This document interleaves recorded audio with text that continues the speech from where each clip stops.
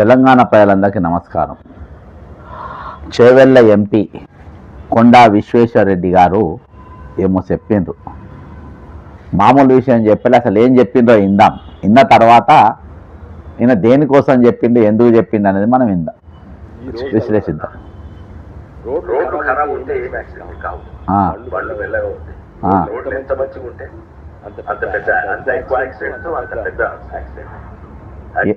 ఏం చెప్తిరి ఎంత బాగా చెప్పిండ్రీనా.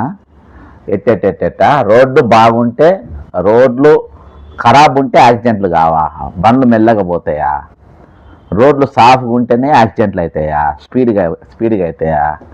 ఇట్లా చెప్పే మీరు చాలామంది మీలాంటి ఫ్యూడలిస్టులు, మీలాంటి ఫ్యూడల్ మెంటాలిటీ, ఇది ఫ్యూడల్ మెంటాలిటీ అంటాం.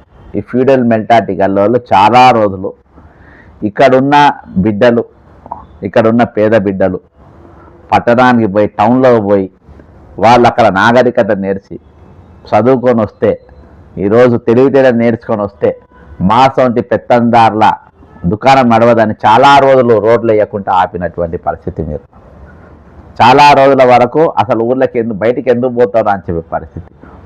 ఆనాడు మీ తాతలు ముత్తాతలు మాట్లాడిన ముచ్చట ఈరోజు నువ్వు మాట్లాడుతున్నావు. మంచిగా తయారై ఫెయిర్ అండ్ లవ్లీ పెట్టుకొని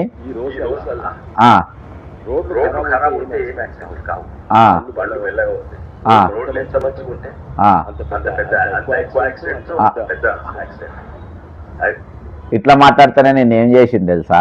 ఇట్లా మాట్లాడితే, ఇట్లా పిచ్చి మాటలు, పిచ్చి ప్రేలాపనలు చేస్తేనే నిన్న ఎగబడ్డారు జనం. మామూలు ఎగవాళ్ళు, ఒకసారి చూద్దాం.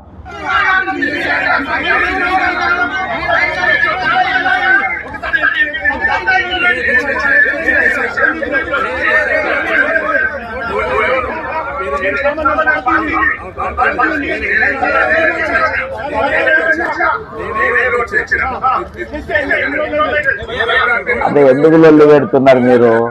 రోడ్డు మీరు ఆపుతలేరు, ఆయన నేనే తెచ్చినా అంటుండు. ఆయన ఎందుకు ఆపిండో తెలుసు కదా. ఇక్కడ యాక్సిడెంట్లు కావద్దని ఆపిండు. యాక్సిడెంట్లు బాగుంటే, రోడ్డు మంచిగా ఉంటే బండ్లు స్పీడ్గా పోతాయి, గుద్దుకుంటాయి. మరి హైవేలు అంతా వేసేటోళ్ళు అవలేగాలా ఏంది? ఇప్పుడు అమెరికా వాళ్ళు, ఇంగ్లాండ్ వాళ్ళు, లండన్ వాళ్ళు, యూరోప్ వాళ్ళు, ఈరోజు వీళ్ళందరూ కూడా పెద్ద పెద్ద హైవేలు వేసేటోళ్ళు అంతా అవలేగాలా యాక్సిడెంట్లు అయితే అంటే? మామూలు రోడ్లే పెట్టుకుంటారు కదా. రోడ్లు పెట్టినప్పుడు స్పీడ్ థ్రిల్స్ బట్ కిల్స్ అని చెప్పింది. అంటే జాగ్రత్తగా పోవాలి, ఎంత స్పీడ్ పోగాలి, ఎంత పోవాలి, జాగ్రత్తగా బండి నడపాలి, పోవాలి. ఇంట్లో వండుకొని ఫ్యాన్ తిరుగుతా మీద పడుతుంది అని అంటారా? మీద పడి వస్తామని చెప్పి ఫ్యాన్ వేసుకోకుండా ఉంటారా? జాగ్రత్తగా